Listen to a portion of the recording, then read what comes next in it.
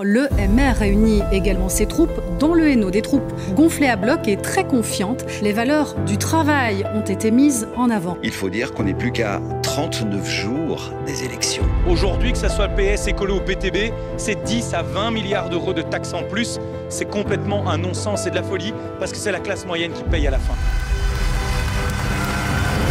Et aujourd'hui est un jour un peu particulier pour notre formation politique, puisque c'est le dernier grand rassemblement avant les élections du 9 juin prochain, particulièrement sur un sujet que nous avons réussi à réimposer dans le débat public, celui du travail. Je suis une agricultrice, je suis une indépendante, je compte pas mes heures, mais je suis fière de ce que j'accomplis, parce qu'il n'y a rien de plus beau que de trouver sa voie, de développer ses compétences et d'y aller. À ce moment où il y a tellement de jobs vacants, la solution des socialistes, ce n'est pas d'essayer de convaincre d'avoir plus de gens qui travaillent, mais c'est de dire que ceux qui travaillent doivent travailler moins et ils proposent la semaine des 32 heures. Chez nous, nous sommes dans une commune socialiste, et qu'est-ce qu'ils disent? Les travailleurs ou les petits gens, le MR, c'est les patrons. C'est faux. Aujourd'hui, le MR faut autant de social que certains socialistes. Le MR est partout dans toutes les régions.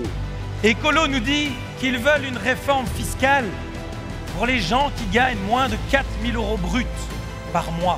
Savez-vous aujourd'hui qu'un enseignant avec 10 à 15 ans d'expérience est à plus que 4 000 € bruts? Alors moi, je voudrais le dire à toutes les enseignantes et les enseignants de ce pays. Non, vous n'êtes pas riches. Oui, vous aussi, vous méritez une baisse d'impôts. Et non, jamais le mouvement réformateur ne divisera la classe moyenne. Raoul, c'est devenu le vrai patron de la gauche. Je le félicite pour ça. Mais on l'a vu avec le décret paysage. Aujourd'hui, PS et Écolo ne font que courir derrière Raoul. J'ai un conseil pour toi. Ce conseil, il vaut pour Paul et Jean-Marc. Ce conseil, c'est de prendre une cure de détaxe.